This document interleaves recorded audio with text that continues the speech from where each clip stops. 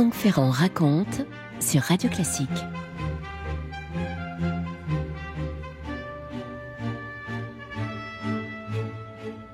Quand on règne sur la France, on a généralement une ou plusieurs maîtresses. De Charles V à Napoléon III, rares sont les souverains qui ont échappé. Il y en a deux, à ma connaissance, Louis XIII et Louis XVI. Et souvent, ce sont des demoiselles comme Agnès Sorel, la maîtresse célèbre de Charles VII, ou des veuves comme Diane de Poitiers, qui était la favorite d'Henri II, ou bien des épouses aux maris très obligeants, et ça, c'est beaucoup plus fréquent. Il arrive que la situation se complique d'ailleurs, parce que lorsque le mari n'est pas complaisant, évidemment, ça coince un peu. On a raconté il y a quelques mois la crise provoquée par la passion du vieil Henri IV pour la toute jeune Charlotte de Montmorency, comment son époux, le prince de Condé, l'avait emmené d'urgence en terre étrangère pour protéger sa vertu, au risque de favoriser de graves tensions diplomatiques et même une guerre en Europe. Autre cas célèbre de mari trompé et mécontent, plus d'un demi-siècle après cette histoire de Charlotte de Montmorency, au cœur du règne de Louis XIV, l'affaire de Louis-Henri de Pardaillan de Gondrin, marquis de Montespan, qui politiquement a été peut-être un peu moins sensible que l'affaire du prince de Condé, mais qui a fait le bonheur des chroniqueurs et de tous ceux qui aimaient faire des gorges chaudes. Pourtant, pour ce jeune aristocrate gascon, faut l'imaginer bavard, l'air fier, la personnalité très enlevée comme on peut l'avoir en Gascogne, n'est-ce pas? Tout avait bien commencé. Au début de février 1663, dans une atmosphère recueillie à l'église Saint-Sulpice au sud de Paris, il avait retrouvé sa promise, Françoise de Rochechouart-Mortemart, une jeune fille de 22 ans, absolument magnifique. Lui aussi a 22 ans, c'est un très beau mariage. Françoise, que les précieux appellent Athénaïs, est issue d'une famille qui certes ne roule pas sur l'or, mais est une des plus éminentes, une des plus proches du roi par le sang, et pour ne rien gâcher, elle est étincelante, la belle Françoise. Elle est blonde, avec des yeux clairs incroyables, une silhouette triomphante, et puis bien sûr cet esprit rapide, subtil, ce qu'on appelle l'esprit Mortemart. Elle a par ailleurs une excellente réputation. Bref, tout est parfait. On cite à l'envi son exactitude dans les devoirs religieux. Bref, Louis-Henri a de quoi être heureux de celle qu'il a choisie. Et alors que l'archevêque de Sens s'apprête à célébrer l'union, un petit détail quand même va poser problème. Les carreaux sont les coussins qui préservent les genoux des fiancés pendant la messe. Les carreaux manquent à l'appel et Athénaïs s'en émeut. Je cite Jean-Christian Petit-Fils, qui est un des récents biographes de Madame de Montespan. Vite, elle les envoya quérir à l'hôtel de Mortemart. Mais la commissionnaire se trompa et rapporta ceux des chiens. La mariée, tout émue, absorbée par la cérémonie, ne s'aperçut de la méprise qu'après l'évangile. Ah, ça c'est ce qu'on appelle un très mauvais présage. Franck Ferrand sur Radio Classique.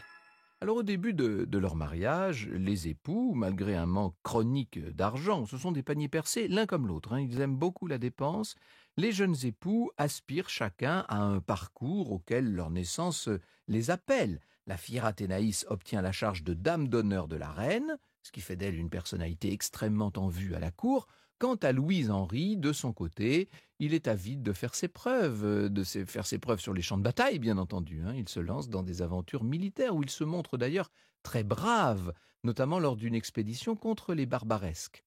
Par ailleurs, le couple a bientôt une fille, en 1663, puis 2 ans plus tard, un garçon, qui va devenir le célèbre duc d'Antin, l'un des plus grands collectionneurs du siècle. Bref, les époux Montespan mènent une vie assez banale de grands aristocrates. Seulement, la beauté d'Athénaïs, la fierté d'Athénaïs, la vivacité des réparties d'Athénaïs n'ont rien de banal, et quelqu'un va finir par remarquer cette personne et s'y intéresser. Sérieusement, vous me voyez venir? C'est le roi en personne. C'est Louis XIV qui, à l'époque, n'a même pas 30 ans et se révèle être le plus invétéré séducteur de sa cour. Bien qu'il ait une épouse lui-même, évidemment, Marie-Thérèse d'Autriche, bien qu'il ait une favorite déclarée, la douce duchesse de la Vallière, eh bien, ni l'une ni l'autre ne possède, somme toute, le caractère coruscant, si provoquant, si délicieux d'Athénaïs. Elle aussi est attirée, évidemment, comment ne le serait-on pas? Seulement, c'est une femme de devoir, et dans un premier temps, effrayée des succès qu'elle rencontre auprès du roi, elle aurait parlé à son mari de ce qui lui arrivait. Je cite Saint-Simon, qui, entre parenthèses, raconte tout ça bien longtemps après, mais Saint-Simon avait les oreilles qui traînaient à la cour, il avait recueilli un grand nombre de témoignages. Je le cite. Elle l'avertit du soupçon de l'amour du roi pour elle, elle ne lui laissa pas ignorer qu'elle n'en pouvait plus douter, elle l'assura qu'une fête que le roi donnait était pour elle. Elle le pressa, elle le conjura avec les plus fortes instances de l'emmener dans ses terres de Guyenne et de l'y laisser jusqu'à ce que le roi l'eût oublié. C'est pas une bonne épouse, ça ? Notre histoire se serait peut-être arrêtée là si le fier Gascon avait écouté sa femme. Seulement voilà. Athénaïs va rester auprès de la reine et lors d'un séjour de la cour en Flandre, nous sommes là en juin 1667, elle va finir par céder à ces avances du roi qui décidément se montraient trop pressants. Certains courtisans commencent déjà à suspecter la liaison. Il faut dire que Louis XIV est très observé. Et le mari va longtemps rester dans l'ignorance. Vous savez ce qu'on dit, on est toujours le dernier informé. Franck Ferrand sur Radio Classique. Les mois passent et la liaison du roi et de la belle Athénaïs est de plus en plus visible. Tout le monde connaît la passion du roi maintenant. Vous imaginez, tout le monde ne parle que de ça. Situation qui est très compliquée parce que contrairement à Louise de la Vallière, que d'ailleurs le roi continue à fréquenter officiellement, il se partage, si je puis dire, entre sa femme, sa maîtresse et celle qui est sa nouvelle passion. Eh bien, contrairement à Louise de la Vallière, Athénaïs est une femme mariée. Il y a donc adultère. Il y a même double adultère, puisque le roi aussi est marié. Vous imaginez le scandale, notamment dans la période des fêtes de Pâques, où à chaque fois ça crée un véritable problème. Les sermons sont terribles à la cour. Et Louis XIV, pour essayer de calmer un petit peu le jeu, va faire tomber sur les parents de la marquise un certain nombre de gratifications.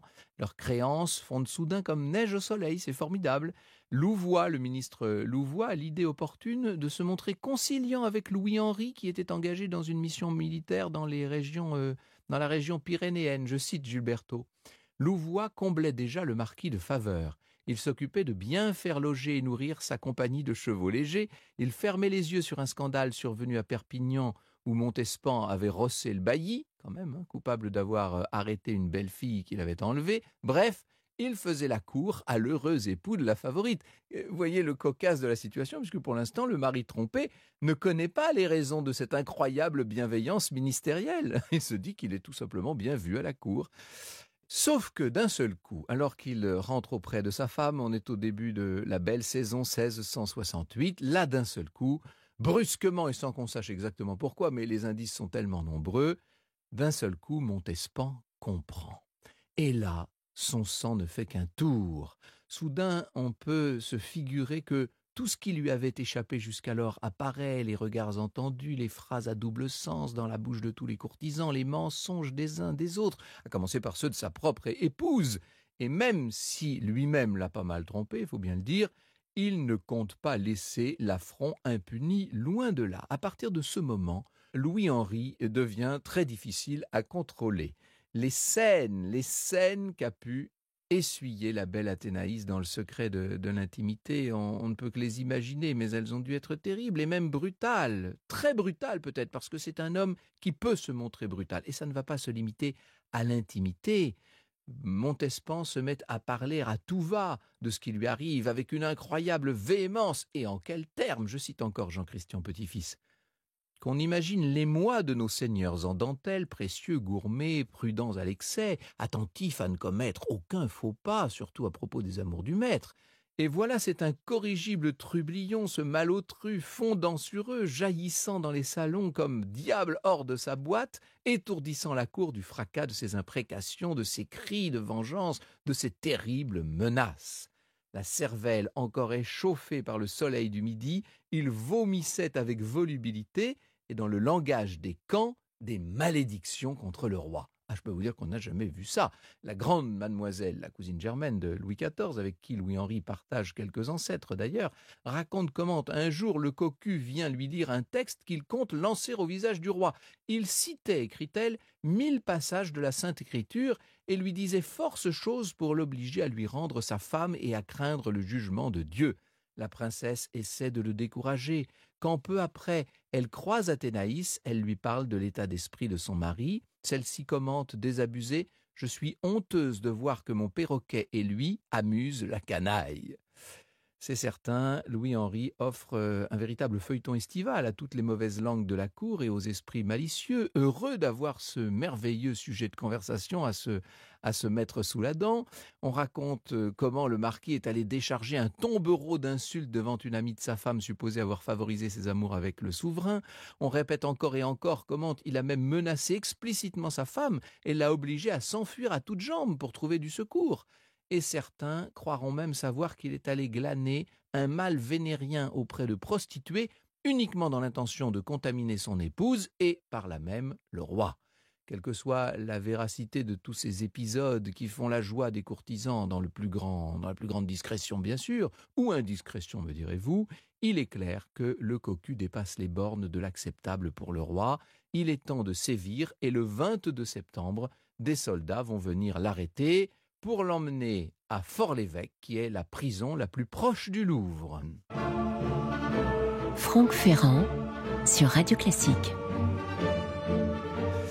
Lorsque la cour part pour le Val-de-Loire, le roi se dit qu'il est peut-être temps de libérer le prisonnier, mais ça s'accompagne d'un ordre du roi d'aller s'installer dans l'un des domaines familiaux des Montespan, en Guyenne en l'occurrence. Alors, Louis-Henri n'a pas le choix, il s'exécute, non sans prendre son fils avec lui. C'est le sacrifice auquel Athénaïs a dû consentir et le marquis va faire un long voyage pour rejoindre sa terre de Bonnefond. Accueilli par les domestiques, nous dit Jean-Christian Petit-Fils, il voulut entrer par la grande porte, attendu, dit-il, que ses cornes étaient trop hautes pour passer sous la petite. Le mari trompé, disgracié, banni, garde sa fierté et toute son extravagance. Il aurait même eu, dit-on, une idée plutôt baroque, celle d'organiser en présence d'un certain nombre de ses parents et connaissances un enterrement factice de son épouse. Je cite Ève Ruggieri qui a écrit une très chatoyante biographie de Monsieur de Montespan. Je cite Ève. À sa demande, sa mère avait vêtu de noir les 2 enfants. Pendant la nuit, ces gens avaient redonné à la voiture une allure plus digne pour la circonstance. On avait arraché le crêpe dont il avait fait draper le carrosse à son départ de Paris et on l'avait remplacé par un tissu neuf. Les bois de serre jusque-là en berne avaient été redressés, les ramures peintes sur les portières. Enfin, on avait placé un cercueil vide dans la voiture. Lentement, vers 11 heures, le carrosse, tiré par 4 chevaux noirs coiffés d'un plumet de même couleur, s'était ébranlé en direction de la chapelle. Franck Ferrand sur Radio Classique. Et désormais, les Montespan, monsieur et madame, vont vivre le plus éloigné possible l'un de l'autre, ce qui ne veut pas dire que, pour autant, ils n'en restent pas moins unis par les liens sacrés du mariage. Et leur situation est très difficile dans la société du XVIIe siècle, d'autant que madame de Montespan enchaîne les grossesses maintenant. Au-delà de l'aspect scandaleux, évidemment, se pose un problème concret, puisqu'après tout, Louis-Henri serait en droit de revendiquer juridiquement les paternités. Les enfants, dans un premier temps, ont été cachés. Bientôt, ils vont être reconnus par le roi et le nom de la mère sera tu. Alors, que devient pendant ce temps le mari trompé, bafoué ? Eh bien, il est mêlé à un nouveau scandale puisqu'une demoiselle qu'il courtise l'a repoussé et après quelques péripéties, la belle en vient à réclamer du secours chez de pieux ecclésiastiques. Le marquis entend exercer des représailles contre le couvent. L'affaire, évidemment, se sait, mais tout ce que fait maintenant Montespan se sait, et ça monte jusqu'aux plus hautes sphères. Louis-Henri finit par juger plus sage de traverser les Pyrénées. À Madrid, à la cour, nous dit Jules Berthaud, il a recommencé à geindre, prenant chacun à témoin de son infortune, se répandant en inventions contre son épouse, en sarcasme contre le roi. Cette fois, Louis XIV change de stratégie. Il a reçu de Louis-Henri des mots d'excuse et le roi lui fait signifier qu'il peut revenir sur ses terres sans avoir rien à craindre. Après tout, il vaut mieux qu'il reste tranquillement sur ses terres plutôt que d'aller se répandre dans une cour étrangère. Sans avoir rien à craindre, c'est quand même vite dit, puisque quelques années après, Athénaïs va obtenir d'un tribunal la séparation d'avec Louis-Henri et pour lui, la note sera salée. Mais l'étoile d'Athénaïs ne va pas briller toujours. Vous savez qu'au fil des années, le roi finit par se lasser de l'esprit tellement brillant de sa maîtresse et de ses crises à répétition. Il va lui préférer la sage, la profonde Madame de Maintenon. Et puis elle sera surtout éclaboussée par cette terrible affaire des poisons dans laquelle il est très probable qu'elle est trempée. Bref, la favorite, bien que mère de plusieurs enfants légitimés et délaissée par le roi, Athénaïs finira par quitter la cour en 1691, avide de se racheter aux yeux de Dieu. Elle va tenter un raccommodement avec son mari, mais là, il ne faut quand même pas trop demander. Louis-Henri aura beau jeu de constamment décliner ses offres. Vous écoutez Radio Classique.